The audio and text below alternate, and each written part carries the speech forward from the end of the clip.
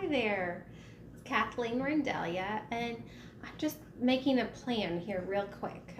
Let's see, first I have to decide on the theme for my auction basket.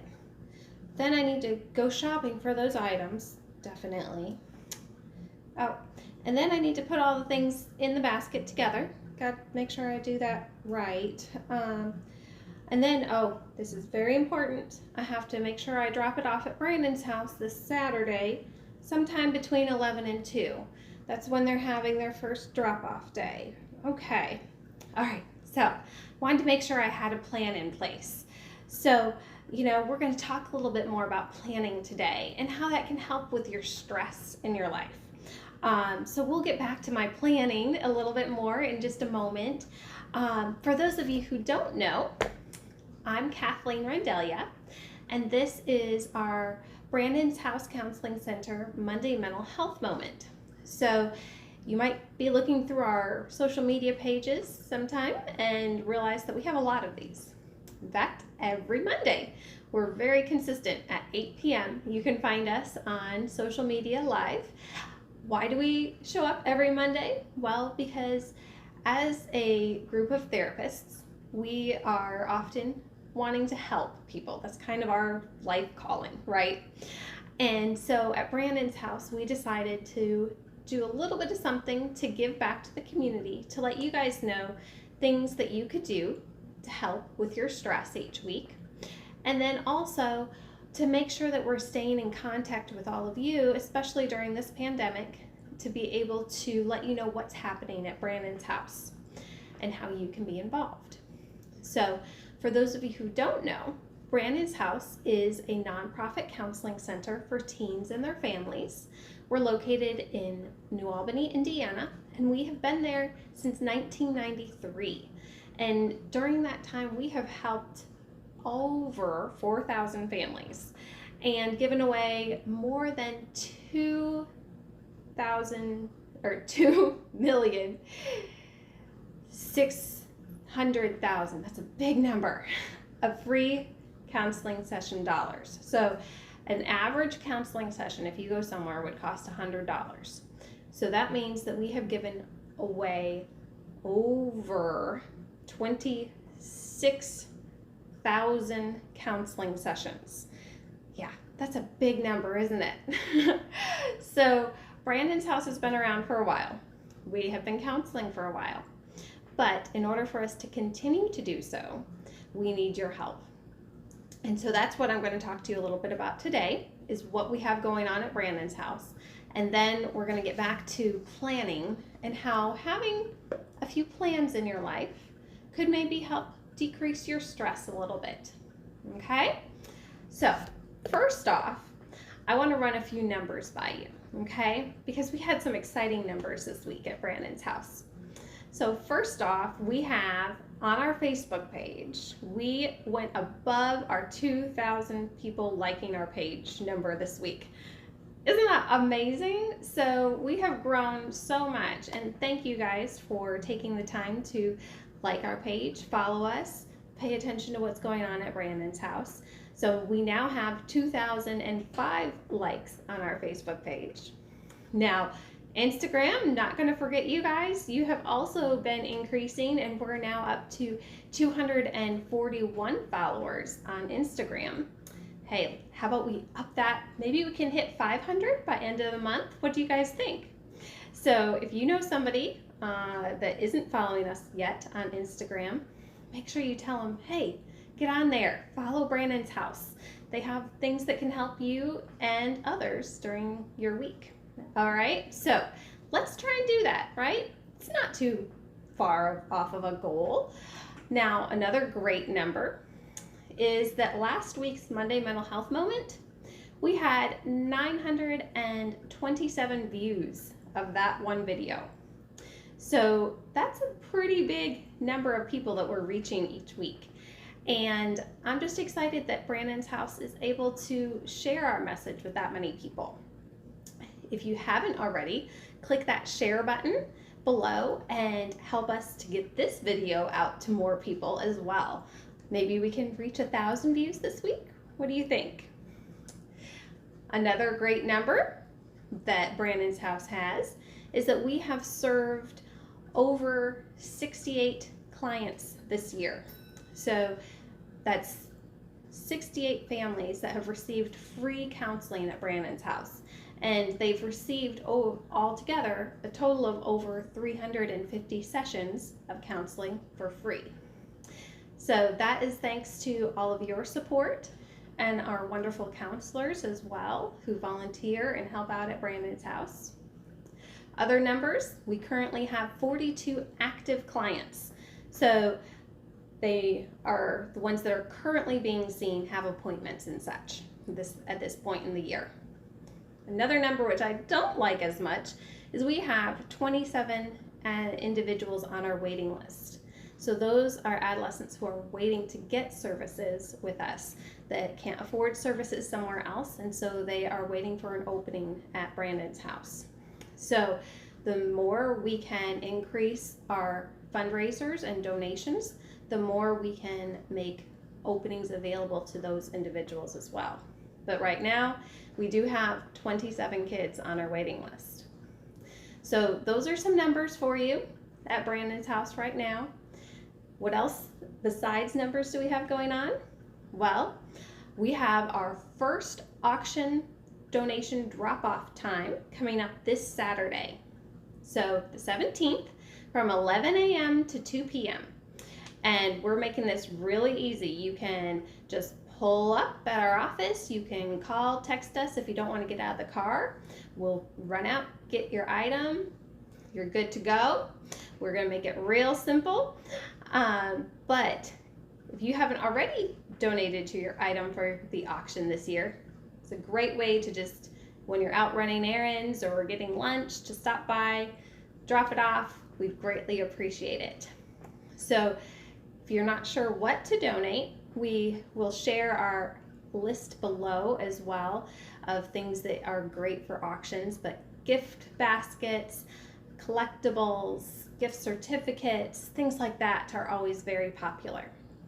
Remember, all the proceeds from our auction will go to support the teens at Brandon's House and help us to get some of those kids off our waiting list.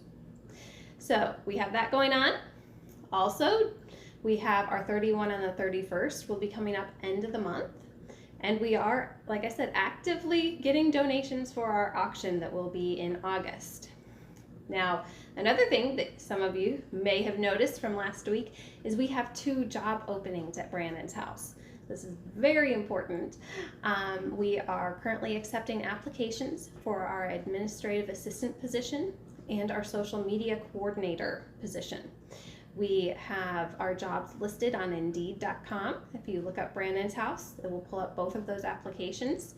And we're asking individuals to apply as soon as possible if you are interested. We're hoping to do interviews in the next 2 weeks and get somebody in on our team, and so we can get them trained and ready to go. It's really, I hope anyway, people will find that it is a great place to work. We strive to be a laid-back community type environment. Even though we're dealing with very serious things, we try to relate to each other in a very family and casual way. Remember, everything that you're doing when you're working at Brandon's House is helping the community. If you're interested in working in a therapeutic environment, it will definitely get your feet wet as well. And our hours are flexible and evening most of the time. For the administrative job, it's all afternoon and evening. And then for the social media position, it's kind of flexible throughout the week. So if you're interested, please do apply. We would love to have you be a part of our team. So that's kind of what we have going on. Let's talk a little bit about planning, right? So like I said, I had my list out here earlier. Where'd it go?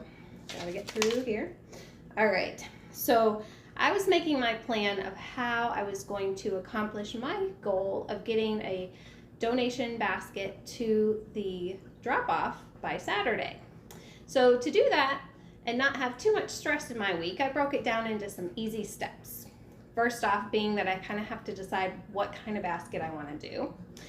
And then I need to go shopping to get the items to go in that basket, unless I happen to already have them sitting around the house. Then I need to put them all together in the basket. Whoop, there goes my pen. That's what happens when you talk with your hands a lot. And after that, I need to make sure, probably I should have a step in here, put it in my car, because often things get left at home if they don't make it into the car first. But put it in the car. And then on Saturday, make sure I swing by Brandon's house between 11 and 2. Now, how could that help me not be as stressed?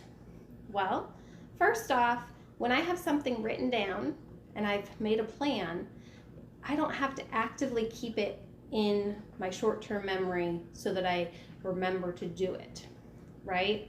So if you're trying to keep a bunch of things actively in your short-term memory, you're going to drop the ball on some of them and you're going to forget. And that's just what happens. So by writing it down, I've made sure that I know the steps I need to take. It also gives me a direction. Sometimes when we're trying to plan something or we want something to happen, we're not really sure where we should start or what we should do next.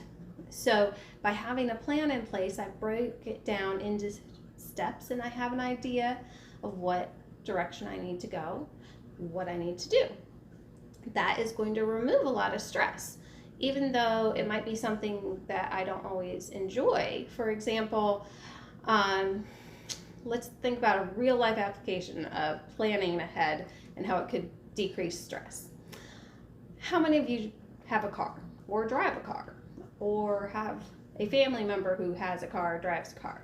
You probably know that eventually they're bound to need some maintenance, or maybe end up with a flat tire and need to be towed, or have some kind of emergency situation. Most of the time, it's also not very cheap. So if you plan ahead and think, I'm an owner of a car, I drive this car, I probably am going to have to do something with it in the future. I should set aside a little bit of money each month, and then if and when something happens, I have an emergency fund. Then, if you've been planning ahead like this, you're driving along and gosh darn it, there's that weird clunk and rattle, and you figure, I probably should call the mechanic and get the car in, and you do, and then they tell you how much it's going to cost, and you're kind of like, oh, I don't have that in my bank account right now. That's going to hurt. What am I going to do? And you start stressing. Then you remember, oh wait, I have a plan for when this kind of thing happens. And while I might not like to have to spend the money, I do have it available. And yeah, you might be out of your car for a little bit, have to get it fixed, but it's a lot less anxiety because you know you have the things in place for you to pay for it. You've planned ahead. So that would be an example of planning ahead to help decrease your stress. Now, another thing that you can do, though, is what we call proactive coping. And proactive coping skills are things that you do when you know you're entering into something that's going to be stressful.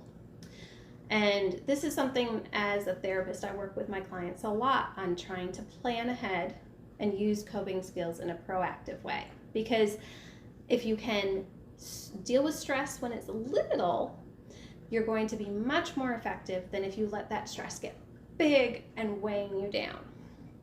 So, what are some proactive coping methods? Well, think about if you are a student or have to take tests and tests make you anxious. Proactively, you may do things that you know will help you to calm down. You would probably try to be prepared as much as possible, spend some time studying, try and get good rest and sleep. You would probably need to do some things as you were getting ready to go to the exam, some deep breathing, maybe imaging, a happy, relaxing place. All these different things, when you do them before the stress gets overwhelming, are more effective than if you wait until you're overwhelmed by that stress. Also, think about something that you might not like to do. Maybe it is relationship wise. You have a family member that you just guys, as much as you try, don't get along, and there's always kind of tension when they're around. And when that happens, sometimes it's helpful to use some of your proactive coping methods and plan a little bit. Maybe set some boundaries with your family member before that next family get together, or have some strategies of activities you can do that you know don't cause too much tension amongst the family. Or maybe just making sure you're doing the things you need to do to help yourself relax. So this week I want you to think a little bit ahead. And while we talk a lot about being flexible and going with the flow when we need to, there is definitely benefit to planning a little bit ahead. And so think about the things on your list this week. What do you have on your calendar that maybe is causing you a little bit of stress already, or that you know will cause you stress when you get to it? And what can you do, one or two things, proactively to reduce the stress that you might experience when you go through whatever it is on your calendar that you're not looking forward to at the moment? So I want you to think about this week, whether you can use a little bit of deep breathing, have a hot cup of tea available, make sure you go with a supportive buddy, or maybe do some exercise ahead of time so that your body is relaxed and you've worked out all the tension before you start adding some new tension.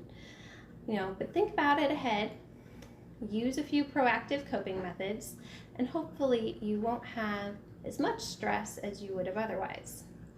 Now remember, at Brandon's house, we do have our first auction drop-off time coming up this Saturday, July 17th, from 11 to 12, or 11 to 2, so 11 a.m. to 2 p.m. And you can just drive on up, let us know you're there. We'll come out, get your items, and we greatly appreciate it. Remember, everything helps us to be able to throw a successful fundraiser to make sure that we are providing that free mental health counseling for teens and their families. Also, if you are interested in one of our positions, we hope that you can take the time to make that application this week, since we are going to be looking at interviews soon. So again, we have our administrative opening with our administrative assistant, and then we have our social media coordinator position also available. So, like I said, a lot going on at Brandon's house this week, but I hope that you all can like and share this post. Thank you to everybody that has helped us to reach some of those awesome numbers I mentioned earlier, and let's keep it going. Have a great week.